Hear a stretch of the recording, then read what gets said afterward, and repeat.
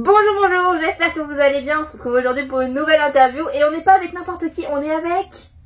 moi. Est-ce que tu peux te présenter? Avec plaisir. Je m'appelle Carole. J'ai une chaîne YouTube qui s'appelle K-Coffee Time où je parle d'histoire, de musique indé. En ce moment, je fais des vlogs, surtout des weekly vlogs parce que ça va faire 3 mois que je suis en Corée. Je rentre dans 2 semaines, je pleure intérieurement. Mais ouais, je partage un peu tout ce qui est ma passion autour de la Corée. Musique indé, je l'ai déjà dit. Voilà à peu près quoi. Ouais. Des fois je fais des trucs un peu qui n'ont rien à voir, genre mes favoris du moment où j'en profite pour parler de littérature, de cinéma ou des choses comme ça. En plus t'as une vie mais incroyable parce que franchement j'ai regardé pas mal de tes vlogs entre les concerts, travailler avec une idol, les examens dont tu parles dans les vidéos. C'est vrai qu'il y a beaucoup de choses qui se passent dans ma vie. Voilà, avec très palpitant. D'ailleurs je vais vous mettre le lien vers ta chaîne YouTube. Instagram aussi, parce que sur Instagram il faut savoir qu'elle propose beaucoup de musique indé, surtout en story. Si vous voulez découvrir la musique indé coréenne, c'est par ici, c'est son compte, donc je vous mets tout en description. Merci. Du coup qu'est-ce que tu fais en Corée? Là je suis du coup pendant 3 mois en Corée, c'est la première fois que je reste aussi longtemps, meilleure anecdote. Ouais. À chaque fois que j'étais venue en voyage c'était juste 1 mois. Là ça fait 3 mois que je suis en Corée pour le semestre d'automne. D'accord. Du coup, Sogang University, qui est renommée pour être la meilleure université de langue, Le cursus coréen pour les étrangers est réputé pour être le meilleur pour l'apprentissage de la langue et notamment à l'oral. Ouais, ce que j'allais dire à l'oral. À l'oral. Pour l'écrit, c'est plus Yonsei, de ce que j'ai entendu, Yonsei Daehakyo, du coup Yonsei University. Mais Sogang est réputé pour être très connu pour l'oral. Voilà, le trimestre, ils appellent ça... Oui, pour nous c'est un trimestre, pour eux c'est un semestre. Le trimestre est bientôt fini. Non, je te jure, ça m'a trop perturbée à chaque fois. Le trimestre est bientôt fini, du coup ça va être les examens de fin de niveau. Donc il y aura les remises de diplôme du coup aussi dans 2 semaines. Waouh. Je chiale intérieurement. Ouais, que ça veut dire la fin qui approche. Mais ouais, c'est trop horrible. Et trop bien parce que du coup pendant 3 mois je profite pour faire le plus d'expériences que je peux. Il y a plein de trucs que j'ai encore pas fait. Comme quoi? Des trucs que je voulais faire notamment c'est visiter Cheongwade, donc la Blue House. Ouais. J'ai vraiment pas pris le temps de faire. C'est magnifique, faut absolument que tu y ailles. J'avais pas le temps. Allez, c'est une excuse pour que je revienne. Très clairement je me garde ça en excuse, ça. Ouais. Et du coup pourquoi tu apprends le coréen? Est-ce qu'il y a une raison particulière? Même pas pour ton association? Alors, non, même pas. La manière dont j'ai commencé le coréen, je saurais même pas dire parce que c'est souvent on me demande oui mais pourquoi le coréen? Ben j'en sais rien en fait. C'est parce que j'avais envie et c'est tout. Enfin. Ah, moi je pensais qu'en fait vraiment t'apprenais le niveau supérieur pour ton association pour pouvoir promouvoir les artistes. Non. Parce que à savoir qu'elle fait partie d'une association. Oui, je te laisse la présenter.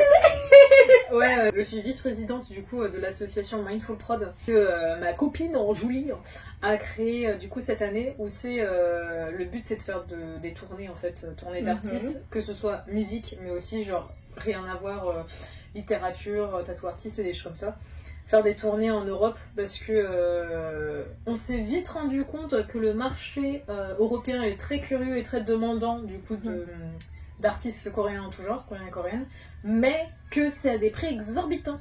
Ah ouais. Et du coup nous on a envie justement de créer plus un côté safe place pour apporter un truc plus écologique déjà, plus abordable, aussi inclusif. Là c'est que les tout débuts, on a déjà plusieurs projets en cours. Et vas-y, travailler avec les Coréens c'est particulièrement chiant. Ouais, c'est compliqué. C'est très compliqué et puis demande très cher du coup savoir un peu tout ça. Et non, apprendre le coréen par rapport à ça, même pas vraiment en vrai. C'est vrai que ça nous fait des sommes à réfléchir en moins parce que s'il y a besoin d'interprètes ou traductions, je peux le faire. Parce que des interprètes agréés c'est ultra cher.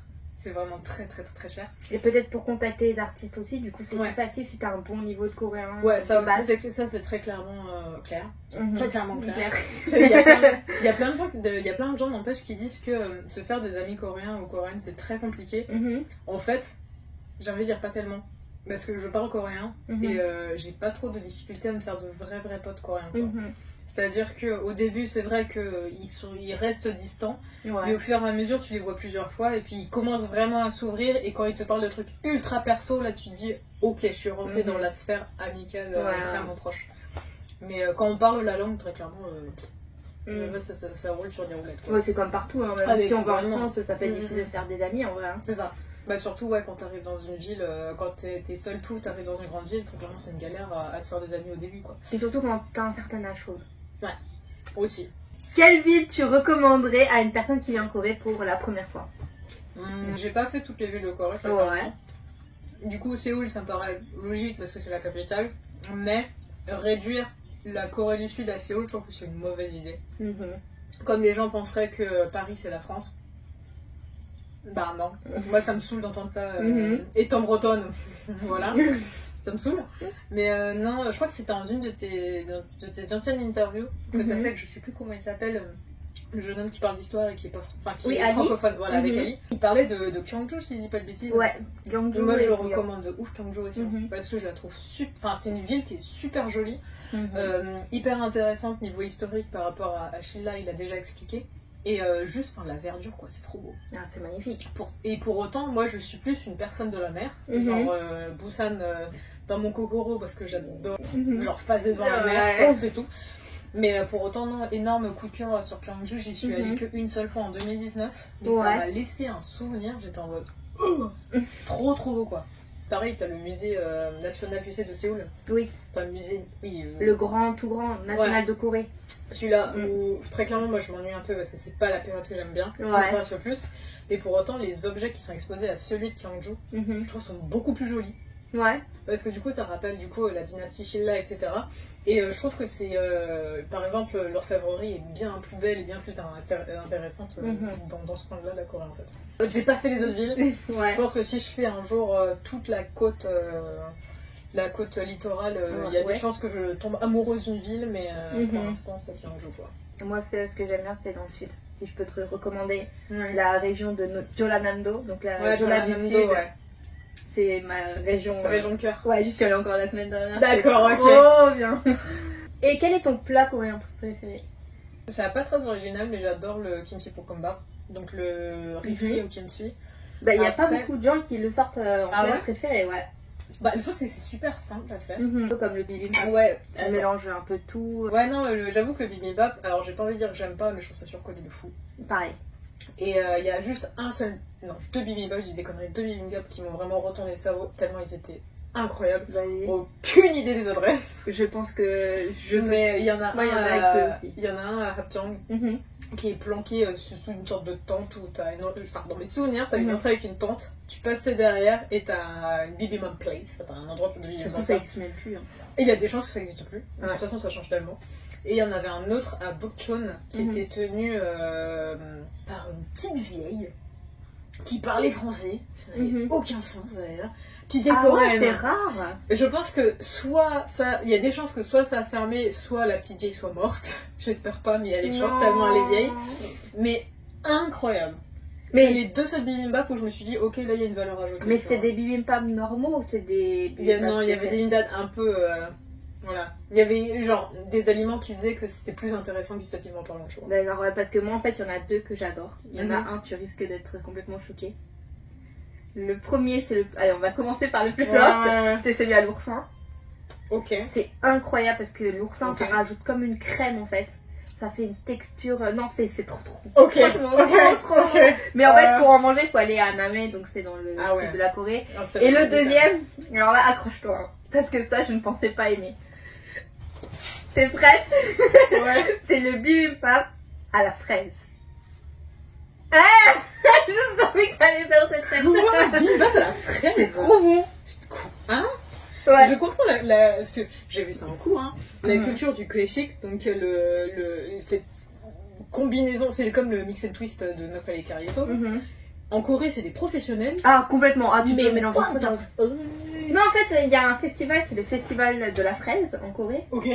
Ils vendent tout à la fraise, donc un hot dog à la fraise, je voulais trop en manger, c'était en rupture de stock. Ah, le somme, ça doit être divin par contre. Ouais. Et il y avait un bibimbap à la fraise, et j'étais là, mais c'est incroyable. Ouais, j'avoue que je suis pas convaincue. Et tout le monde était, en fait, parce que je suis partie avec un groupe d'amis, et tout le monde était en mode, ouais, mais en fait, c'est trop bon. Ok.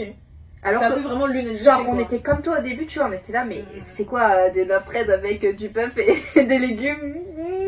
En fait, c'est trop bon parce que ça rajoute un petit côté sucré. Ouais, le côté. Et ça balance bien avec le gochujang. Ah putain, j'avais pas pensé à ça. Ouais, pourquoi pas tester. Oursin, j'avoue que je suis un peu... Mais à la fraise... Et est-ce que tu as des anecdotes en Corée? Je pensais... Enfin, je sais pas si je dois parler du fait que je travaille à des idoles aussi des fois.